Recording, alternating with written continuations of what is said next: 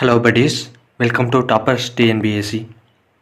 இந்த வீடியோவில் நாம் 6ஆம் வகுப்பு சமூக அறிவியலில் பாலிட்டி குடிமையியலில் இருக்க பாடத்தை ஃபுல் ரிவிஷனாக பார்த்துருவோம். வாங்க இந்த வீடியோக்குள்ளே போகலாம். பன்முகத்தன்மையினை அறிவோம். இந்தியாவை இனங்களின் அருங்காட்சியகம் என்ற கூறிய வரலாற்று ஆசிரியர் யாருன்னா V.A. ஸ்மித். இந்தியா ஒரு துணைக்கண்டம் என்றும் அழைக்கப்படுகிறது. மேகாலயாவில் உள்ள மவுண்ட் சின்ராம் அதிக மழை பொழியும் பகுதியாகும். ராஜஸ்தானில் உள்ள ஜெய்சால்மர் குறைவான மழை பொழியும் பகுதியாகும். அடுத்தது மொழிசார் பன்முகத்தன்மை. இந்தியாவில் 2001ஆம் ஆண்டு மக்கள் தொகை கணக்கெடுப்பின்படி இந்தியா 122 முக்கிய மொழிகளையும் 2001ஆம் ஆண்டு மக்கள் தொகை கணக்கெடுப்பின்படி தான் 2011 கிடையாது, 1ஆம் ஆண்டு 122 முக்கிய மொழிகளையும் 1599 பிற மொழிகளையும் கொண்டுள்ளது. இந்தோ ஆரியன், திராவிடன், ஆஸ்ட்ரோ ஆஸ்டிக், சீன திபேத்தியன் ஆகிய 4 முக்கிய மொழி குடும்பங்களாகும். இந்திய அரசியலமைப்பு சட்டத்தின் 8வது அட்டவணையின்படி 22 மொழிகள் அலுவல் மொழியாக அங்கீகரிக்கப்பட்டுள்ளது. 2004ஆம் ஆண்டு இந்திய அரசால் முதல் செம்மொழியாக தமிழ் மொழி அறிவிக்கப்பட்டது. தற்போது 6 மொழிகள் செம்மொழியாக அறிவிக்கப்பட்டுள்ளது. அது என்னன்னா, சமஸ்கிருதம் 2005லையும், தெலுங்கு மற்றும் கன்னடம் இது 2008, மலையாளம் 2013, ஒடியா அதான் ரியான்னு கொடுத்துருக்காங்க, ஒரியா 2016லையும் செம்மொழியாக அறிவிக்கப்பட்டிருக்கு. இதை டிஎன்பிஎஸ்சி குரூப் 4 2022 இதை எப்படி கேட்டாங்கன்னா வரிசைப்படுத்துகன்னு கொடுத்துட்டாங்க. அப்போ என்ன வரும் அப்படிங்கிறத வரிசைப்படுத்தணும். இந்தியாவில் இதில் 29 மாநிலங்கள் இருக்குது. அது தவறான விடை. 28 மாநிலங்களும் 8 யூனியன் பிரதேசங்களும் உள்ளன. புனித தாமஸ் தேவாலயம் அமைந்துள்ள இடம் எங்கன்னு பார்த்தோம்னா அது சென்னையில் இருக்குது. அடுத்தது புகழ்பெற்ற நடனங்கள். தமிழ்நாட்டில் என்ன நடனம் இருக்குதுன்னு பார்த்தோம்னா அது பரதநாட்டியம், கேரளாவில் கதகளி, ஆந்திராவில் குச்சிப்புடி, கர்நாடகாவில் யக்ஷகானம், வட இந்தியாவில் கதக்கு, அஸ்ஸாமில் சத்ரியா, ஒடிசாவில் ஒடிசி, மணிப்பூரில் மணிப்பூரி. இந்த புகழ்பெற்ற நடனங்களை கிளாசிக்கல் டான்ஸ் அப்படின்னு சொல்லுவோம். இது 8 தான் இருக்குது. கிளாசிக்கல் டான்ஸு 8 இருக்குது. அடுத்தது இந்திய தொல்லியல் துறை இதுவரை கண்டுபிடித்த கல்வெட்டு சான்றுகளில் 60%, எத்தனை சதவீதம்? 60% தமிழ்நாட்டிலிருந்து கண்டுபிடிக்கப்பட்டுள்ளது. அடுத்தது இந்திய நாட்டுப்புற நடனங்கள். மாநிலமும் புகழ்பெற்ற நடனங்களும் கொடுத்துருக்காங்க. தமிழ்நாட்டில் கரகாட்டம், ஒயிலாட்டம், கும்மி, தெருக்கூத்து, பொம்மலாட்டம், புலியாட்டம், கோலாட்டம், தப்பாட்டம் இதெல்லாம் இருக்குது. அடுத்தது கேரளாவில் தெய்யம், மோகினி ஆட்டம். பஞ்சாபில் பாங்க்ரா.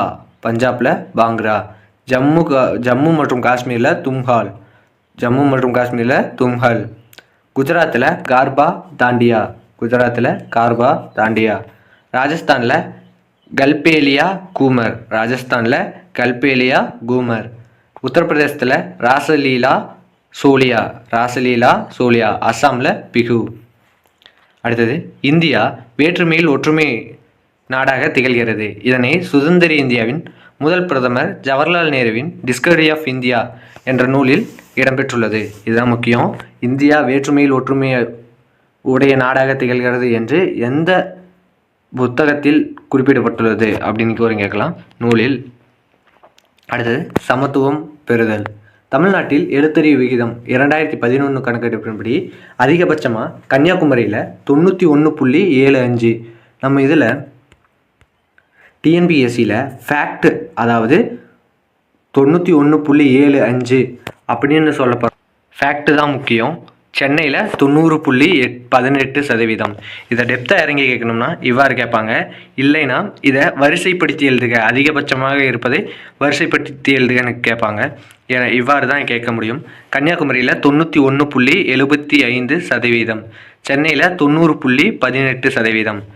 கன்னியாகுமரியில் 91.75%, சென்னையில் 90.18%.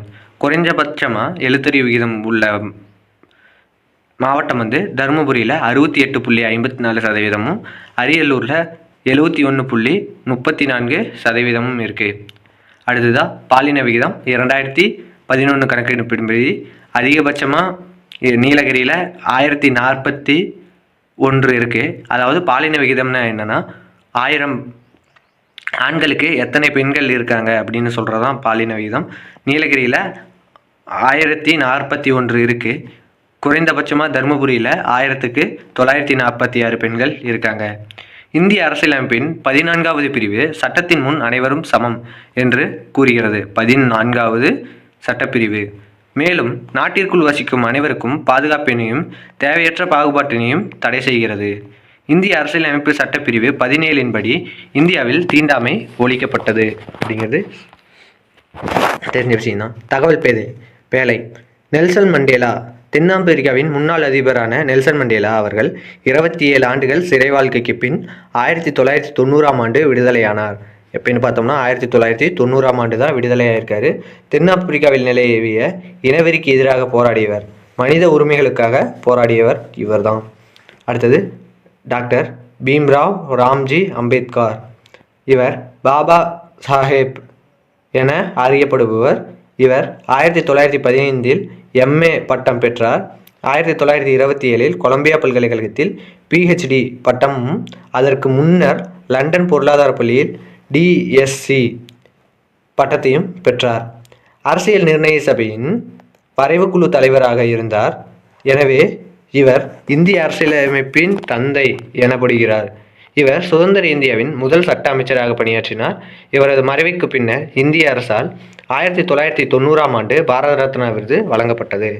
1990 தான் பாரத ரத்னா விருது இவருக்கு வழங்கியிருக்காங்க. மற்ற இவருக்கு மட்டும் இறந்து பல வருடங்கள் கழித்து, அதாவது குறிப்பிட்டு சொல்லப்போனால் 1956 இவர் இறந்துருவார். அதுக்கப்புறம் பார்த்தோம்னா இவருக்கு பின்னாடி இறந்தவர்களுக்கெல்லாம் முன்னாடியே கொடுத்துருப்பாங்க, இவருக்கு முன்னாடியே கொடுத்துருப்பாங்க. இதுதான் வருத்தத்திற்குரிய விஷயம்னு சொல்லலாம். அப்துல் கலாம். அப்துல் கலாம்னா APJ அப்படிங்கிறதுக்கான விரிவாக்கத்தை பாருங்கள். அவுல் பக்கீர் ஜெயினுலாப்தீன் அப்துல் கலாம் ராமேஸ்வரத்தில் பிறந்தார். இந்தியாவின் 11வது குடியரசுத் தலைவர், மக்களின் குடியரசுத் தலைவர் எனப்படுகிறார். இவர் ராமநாதபுரத்தில் பள்ளி படிப்பினையும் திருச்சி ஜெயின் ஜோசப் கல்லூரியில் விண்வெளி பொறியியல் படிப்பினை முடித்தார். இவர் இத்தாலியில் மிக உயரிய விருதான பாரத ரத்னா விருதினை பெற்றார். இத்தாலியில் மிக உயரிய விருதான பாரத ரத்னா விருதை பெற்றார். எங்கன்னு பார்த்தோம்னா இத்தாலியில், இந்தியாவில் கிடையாது, இத்தாலியில். இவருடைய நூல்கள்: இந்தியா 2020, அக்னி சிறகுகள், எழுச்சி தீபங்கள், தி லூமினஸ் பார்க், மிஷன் இந்தியா. இவருடைய நூல்கள் என்னென்னு பார்த்தோம்னா இந்தியா 2020, அக்னி சிறகுகள், எழுச்சி தீபங்கள், தி லூமினஸ் பார்க், மிஷன் இந்தியா. இவர் இந்தியாவின் ஏவுகணை மனிதர் என சிறப்பிக்கப்படுகிறார். அடுத்ததா திரு விஸ்வநாதன் ஆனந்த் 2000, 2007, 2008, 2010 மற்றும் 2012 ஆண்டுகளில் சதுரங்க விளையாட்டின் உலக சாம்பியனாக விளங்கினார். 14வது வயதில் உலக இளையவர் சதுரங்க போட்டியில் சாம்பியன் பட்டம் வென்றார். 1988 இந்தியாவின் முதல் கிராண்ட் மாஸ்டர் ஆனார். ராஜீவ்காந்தி கேல் ரத்னா விருதை 1991, 1992 பெற்ற முதல் வீரர் ஆவார். அடுத்தது திரு மாரியப்பன் தங்கவேலு. சேலம் மாவட்டத்தை சேர்ந்தவர் இந்த Mariyappan Thangavelu. 2016 Rio para Olympic ஆண்கள் உயரம் தாண்டுதல் T42 போட்டியில் 1.86 மீட்டர் உயரம் தாண்டி தங்கப்பதக்கம் வென்றிருக்காரு. அடுத்ததா செல்வி சே இளவழகி.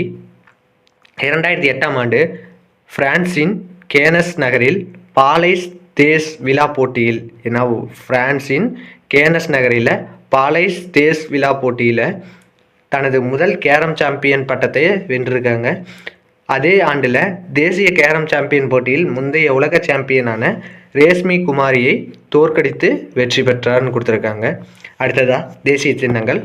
இயற்கை தேசிய சின்னங்களாக இந்திய அரசு எந்த ஆண்டு அங்கீகரிக்கப்பட்டது இந்திய அரசால் அப்படின்னு பார்க்குறோம். ஆலமரம், மாம்பழம், தாமரை இதெல்லாம் 1950 அங்கீகரிக்கப்பட்டது. மாம்பழத்தில் விட்டமின் A, C, D இருக்குது. அடுத்தது மயில் 1963, கங்கை ஆறு 2008, ஆற்று ஓங்கில் 2010, யானையும் 2010, ஆசியாவை தாயகமாக கொண்ட யானை தான் 2010. புலி வந்து 1973. லாக்டோபேசிலஸ் இது வந்து 2012. இந்த வருஷம் ஆர்டர் படி வரிசைப்படுத்துக அப்படின்னு கேட்டால் இந்த கொஸ்டின் கன்ஃபார்ம் கேட்பாங்க அப்படின்னு சொல்லலாம். தமிழகத்தின் மாநில இயற்கை சின்னங்கள் என்னென்னு பார்த்தோம்னா, விலங்கு தமிழகத்தோட மாநில விலங்கு வந்து நீலகிரி வரையாடு, மாநில பறவை மரகதப்புறா, மாநில மலர் செங்காந்தல் மலர், மாநில மரம் பனைமரம். இதுலேயும் பாருங்க, தேசிய மரம், தேசிய பழம், தேசிய பூ, தேசிய பறவை அப்படின்லாம் படிச்சுங்க. இதெல்லாம் ஈஸி தான். தேசிய கொடியின் காவி நிறம் வந்து தைரியத்தையும் மற்றும் தியாகத்தையும் குறிப்பது. பச்சை நிறம் செழுமையும் வளத்தையும் குறிக்கிறது. வெள்ளை நிறம் நேர்மை, அமைதி மற்றும் தூய்மை ஆகியவற்றை குறிக்கிறது. இந்திய தேசிய கொடியை வடிவமைத்தவர் யாருன்னா, ஆந்திராவைச் சேர்ந்த பிங்காலி வெங்கையா. விடுதலை இந்தியாவின் முதல் தேசிய கொடி தமிழ்நாட்டில் உள்ள குடியாத்தத்தில் வேலூர் மாவட்டத்தில் வந்து நெய்யப்பட்டிருக்கு. இக்கொடியை பண்டித ஜவஹர்லால் நேரு அவர்கள் 15/8 அதாவது ஆகஸ்ட் 15, 1947 செங்கோட்டையில் ஏற்றினார். இக்கொடி தற்போது சென்னையில் உள்ள புனித ஜார்ஜ் கோட்டை அருங்காட்சியகத்தில் பொதுமக்கள் பார்வைக்கு வைக்கப்பட்டுள்ளது. அடுத்து தேசிய லட்சினை. சாரநாத் அசோக தூணின் உச்சியில் அமைந்திருக்கும் நான்முக சிங்கம் இந்தியாவின் தேசிய லட்சினையாக ஜனவரி 26, 1950 குடியரசு தினத்தப்பையே ஏற்றுக்கொள்ளப்பட்டது. இதன் அடிப்படையில் சத்தியமேவா ஜெயதே என பொறிக்கப்பட்டுள்ளது. வாய்மையை வெல்லும் என்பதே இதன் பொருளாகும். அடிப்பகுதியில் யானை, குதிரை, காளை, சிங்கம் ஆகிய உருவங்கள் அமைந்துள்ளது. இந்த சத்தியவாமை ஜெயதே முண்டக உபநிடத்திலிருந்து எடுத்திருப்பாங்க, அதை ஞாபகம் வச்சுங்க. இந்த லட்சினை வந்து இந்திய அரசின் அலுவல் முறை கடித முகப்பிலும் இந்திய நாணயங்களிலும் கடவுச்சீட்டுகளிலும் வந்து பயன்படுத்தப்படுகிறது. அசோகர் காலத்தில் சாரநாத் தூணின் உச்சியில் அமைந்திருந்த நான்முக சிங்கம் தற்போது சாரநாத் அருங்காட்சியகத்தில் பாதுகாக்கப்படுகிறது. அடுத்ததா தேசிய கீதம். தேசிய பாடல் வேற, தேசிய கீதம் வேற, இரண்டுக்கும் போட்டு குழப்பிக்காதீங்க. இது ரொம்ப இம்பார்ட்டன்ட். ஜனகணமான ரவீந்திரநாத் தாகூரால் வங்க மொழியில் வந்து எழுதப்பட்டது. எந்த மொழின்னு கேட்பாங்க, வங்க மொழியில் எழுதப்பட்டது. ரவீந்திரநாத் தாகூர் வங்காளம் தான், அதனால் அது வங்க மொழியில் தான் எழுதப்பட்டிருக்கு. இதன் இந்தி மொழியாக்கம் வந்து ஜனவரி 24, 1950 வந்து இந்திய அரசியலமைப்பு சபையால் தேசிய கீதமாக ஏற்றுக்கொள்ளப்பட்டது. இந்திய மொழியாக்கம் வந்து ஜனவரி 24, 1950 இந்திய அரசியலமைப்பு சபையால் தேசிய கீதமாக ஏற்றுக்கொள்ளப்பட்டது. இதை வந்து எப்போ பாடியிருப்பாருன்னு பார்த்தோம்னா, 1911 டிசம்பர் 27 கொல்கத்தாவில் நடைபெற்ற இந்திய தேசிய காங்கிரஸ் மாநாட்டின் போது இப்பாடல் முதலாக பாடப்பட்டது.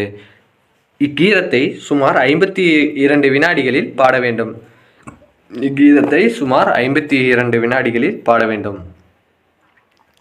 தேசிய பாடல் வந்தே மாதரம். வங்க எழுத்தாளர் பக்கின் சந்திர சட்டர்ஜி வந்து இந்த தேசிய பாடலை எழுதியிருக்காரு. இவரும் வங்க எழுத்தாளர் தான். தேசிய பாடல் என்ற சிறப்பு இப்பாடலுக்கு அளிக்கப்படுகிறது. மேனாள் குடியரசுத் தலைவருமான ராஜேந்திர பிரசாத் இதை வந்து அறிவித்தார்.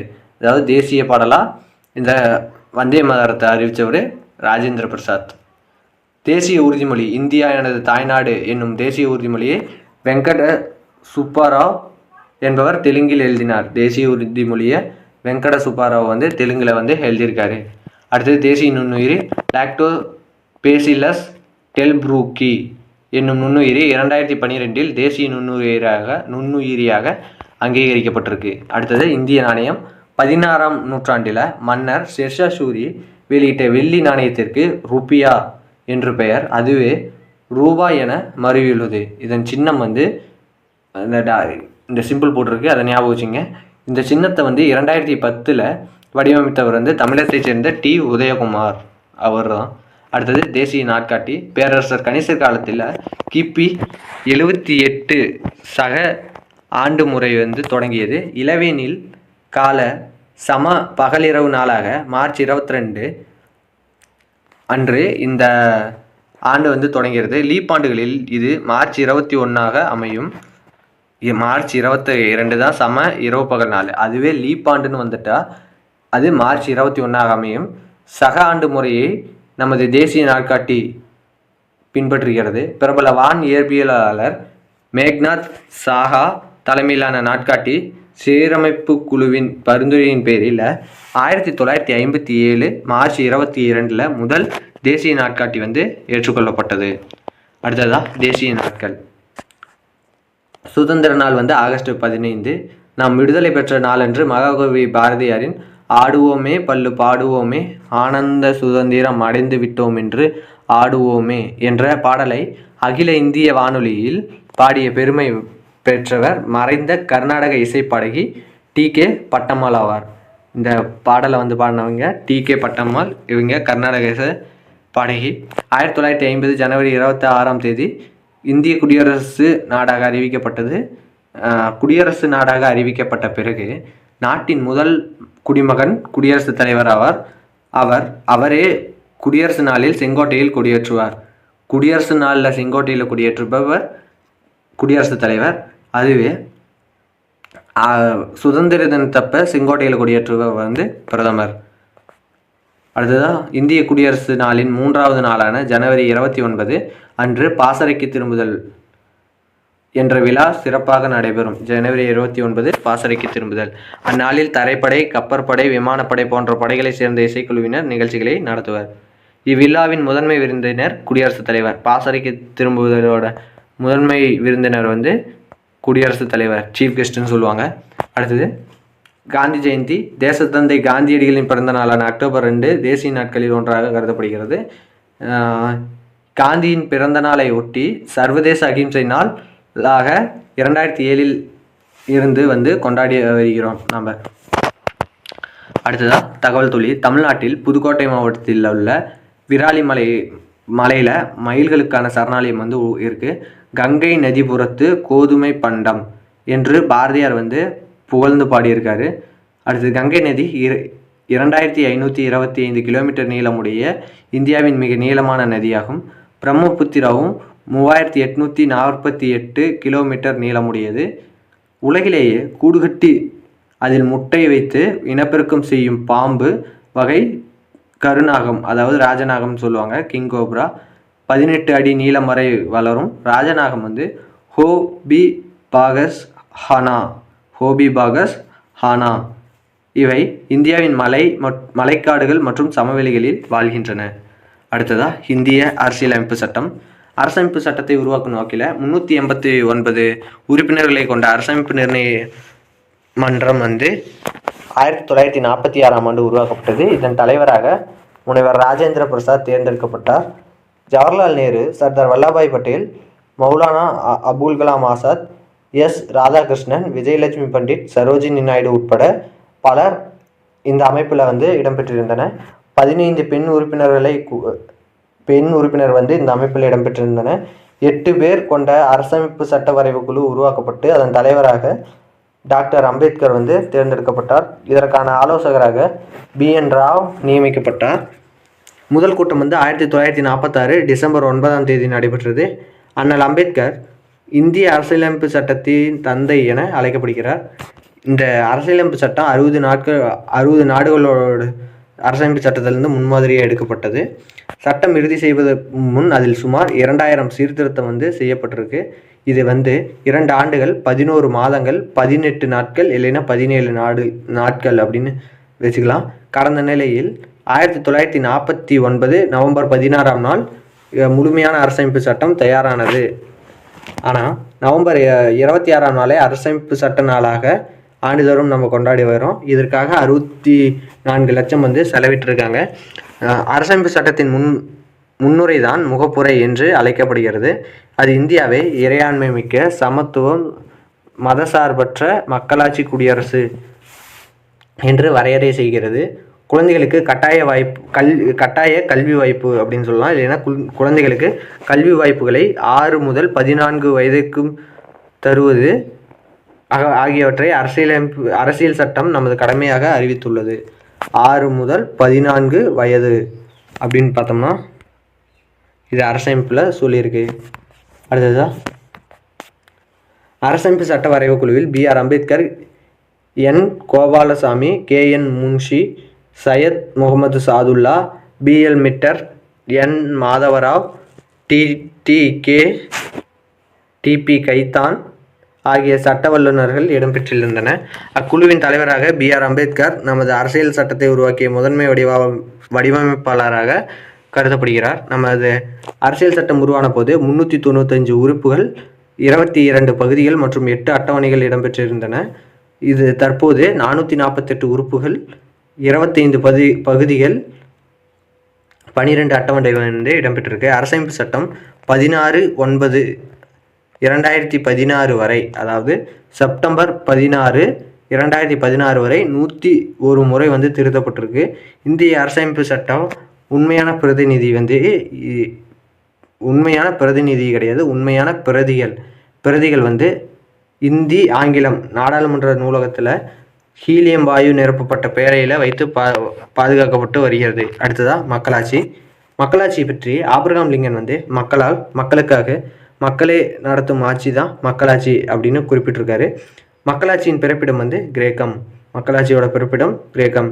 நாடாளுமன்ற மக்களாட்சி செயல்படும் நாடுகள் எங்கெங்கன்னு பார்த்தோம்னா இந்தியா, இங்கிலாந்து. நாடாளுமன்ற மக்களாட்சி செயல்படும் நாடுகள் இந்தியா, இங்கிலாந்து. அதிபர் மக்களாட்சி நடைபெறும் நாடுகள் அமெரிக்க ஐக்கிய நாடு மற்றும் கனடா. 2007இல் ஐநா சபை செப்டம்பர் 15ஆம் நாளை உலக மக்களாட்சி தினமாக அறிவித்துள்ளது. உலக மக்களாட்சி தினம் செப்டம்பர் 15. உலகிலேயே முதலில் பெண்களுக்கு ஓட்டுரிமை வழங்கிய நாடு நியூசிலாந்து ஆகும்.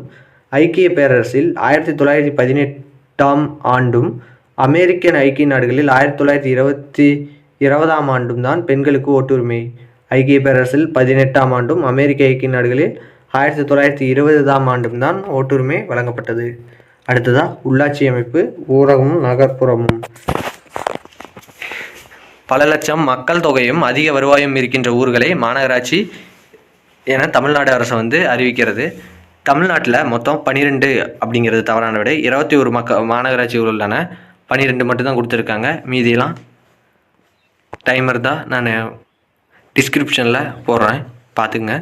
சென்னை, மதுரை, கோயம்புத்தூர், திருச்சி, சேலம், திருநெல்வேலி, ஈரோடு, தூத்துக்குடி, திருப்பூர், வேலூர், திண்டுக்கல், தஞ்சாவூர் அப்படிங்கிறதான் இருக்குது. ஆனால் 21 மாநகராட்சி இருக்குது. 1688 உருவாக்கப்பட்ட சென்னை மாநகராட்சி தான் இந்தியாவின் மிக பழமையான உள்ளாட்சி அமைப்பு அப்படின்னு சொல்லலாம். 1 லட்சத்துக்கு மேலே மக்கள் தொகை இருந்தால் அது நகராட்சி என பிரித்தன. 1 லட்சத்துக்கு மேலே மக்கள் தொகை இருந்தால் அது நகராட்சி. தமிழ்நாட்டில் முதலாக நகராட்சி எங்கே உருவாக்கப்பட்டதுன்னா வாலாஜாபேட்டை. இது எங்கே இருக்குதுன்னு பார்த்தோம்னா வேலூர் மாவட்டத்தில் இருக்குது. நகராட்சி அதிகமாக உள்ள மாவட்டம் காஞ்சிபுரம். சுமார் 10,000 பேர் வாழக்கூடிய ஊராக இருந்தால் அது பேரூராட்சி. 10,000 பேர் வாழக்கூடிய ஊராக இருந்தால் அது பேரூராட்சி. மாநகராட்சிக்கு ஆணையர்னா அது இந்திய கலெக்டராக சொல்லுவாங்க, இந்திய ஆட்சிப்பணி அதிகாரியை. அதுவே மாநகராட்சிக்கு தலைவர் யாருன்னா அது மேயராக சொல்லுவாங்க. கிராமங்களில் செயல்படும் உள்ளாட்சி அமைப்பு கிராம ஊராட்சி. ஊராட்சி ஒன்றியம் இதோட நிர்வாக அலுவலர் வட்டார வளர்ச்சி அலுவலர், BDOன்னு சொல்லுவாங்க. விழுப்புரம் மாவட்டத்தில் உள்ளதான் 22 ஒன்றியங்கள் ஊராட்சி ஒன்றியம் இருக்குது. நீலகிரி மற்றும் பெரம்பலூர் மாவட்டங்கள் ஒவ்வொன்றிலும் 4 ஊராட்சி ஒன்றியம் இருக்கிறது. 4 ஊராட்சி ஒன்றியம் மட்டும்தான் இருக்குது. அடுத்தது 50,000 மக்கள் தொகை அடிப்படையில் மாவட்டம் பல பகுதியாக பிரிக்கப்பட்டிருக்கு.